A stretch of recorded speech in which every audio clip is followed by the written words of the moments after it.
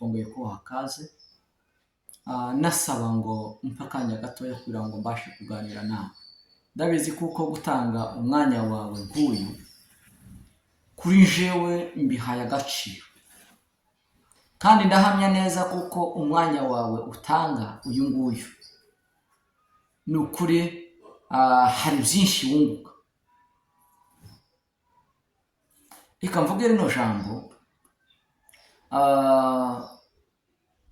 nashimira abantu bakomeje kudushigikira mu gukora subscribe, ndetse nawe udukurikirana. Hari abantu bakurikirana ibiganiro ariko ntibakandeho, namwe turavuze ngo Imana ibahe umugisha. Ni ukuri muri abantu beza, muradushigikira kuko gukandaho ni uburenganzira bwawe. Reka tuganire. Uyu munsi nateguye iki kiganiro kugira ngo nganire nawe, kandi cyane cyane ndaganira hejuru y'umugore. Ni byiza ko abagabo badukurikirana kuko abagabo nibo bazi abagore babo. Ni mwebwe bahamya b'abagore babo. Ni ukuvuga ngo hari ibintu bikorwa hirya no hino, bagafata abantu 10 cyangwa se abantu 20, abagore bahize abandi, bagasubira kandi bagafata abagore barenga 50 babaye abambere mu kuberwa, cyangwa se bafite ishusho nziza, bagaragara n'amataye bena bijya nyine mubone. Uyu munsi jewe ndaganira hejuru y'umuntu umwe muri barya bose uhiga abandi, kandi uwo muntu na Bibiliya izimuvugaho. Bibiliya izimuvugaho kandi ikamutindaho. Reka dusome hano mu gitabo cy'Imigani ibice 31 ku murongo wa 22, turasoma kuri 23, dusimba kuri 27 no kuri 29. Haravuga ngo umugabo we amenyekana mu marembo y'umudugudu yicaranye n'abakuru b'igihugu. Ni ukuvuga ngo umugabo wa mugore wa wundi tuza tubona, bacishara bakavuga ngo uyu mugore afite isura nziza, uyu mugore yahize abandi, uyu mugore arambara akaberwa. Ni ukuvuga ngo wa wundi umugabo wiwe amenyekana mu marembo y'umudugudu, kandi nta kindi gituma amenyekana, ni imyitwarire myiza y'umugore we, ni ingeso nziza z'umugore we, si isura. Kuko hariho abagore benshi bafite isura hanze, ariko witegereza ibikorwa byabo ugasanga bari mu nzira y'irimbukiro. Ariko umugore w'imico myiza, umugore mwiza ufite ingeso nziza, umugabo wiwe azamenyekana, kandi abantu bamumenye bakavuga ngo uriya mugabo arahiriwe. Hano kuri 27 hakavuga ngo amenya neza imico yo mu rugo rwe.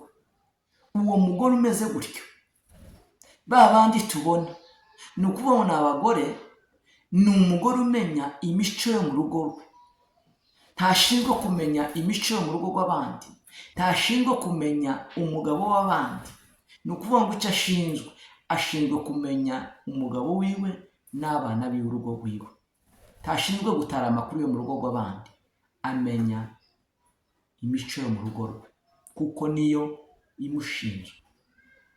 Kandi hepfo akavuga ngo kandi ngo ntabwo arya ibyo kurya by'ubute. Bene uwo nguwo, ni ukuvuga ngo ibyo kurya by'ubute ni iki? Ni ya mafaranga, bwa buryo bamuheza yanyuze mu nzira z'ubusambanyi, z'ubuhehesi, kugira ngo yambare aberwe.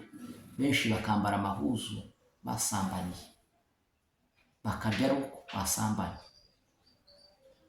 Bibiliya iravuga ngo umugore mwiza, haruguru havuze ngo umugabo wiwe ngo amenyekana mu mudugudu, ndetse ngo yicaranye n'abandi bagabo bakamumenya, bakavuga ngo uriya mugore afite uriya mugabo afite umugore mwiza ufite imyitwarire. Abandi bakavuga ngo uwo mugore amenya imico yo mu rugo rwiwe, uriya mugore ni umugore w'urugo. kuri 29 akavuga ngo abagore benshi bagenza neza.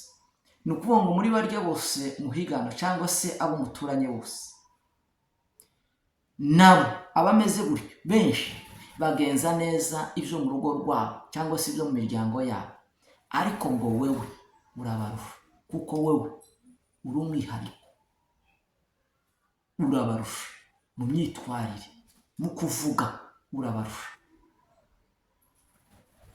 isura ndikagukanda. Kuko hari abagore, umuririmbyi yararimbye wese aravuga ngo burya ngo benshi ngo bambariye ku nkovu. Burya hari abantu benshi tubona ko baberwa, ariko nyamara imitima yabo yarabuze. Reka dusome hano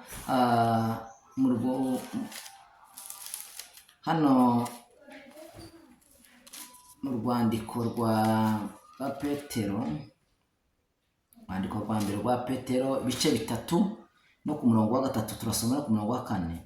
Haravuga ngo umurimbo wanyu we kuboha uw'inyuma, we kuba uw'inyuma.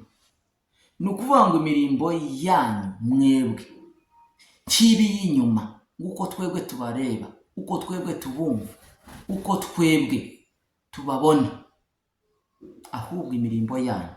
Hepfo akavuga ngo uwo kubohwa ngo n'umusatsi, cyangwa uwo gukanisha inzahabu, cyangwa uwo gukanisha imyenda.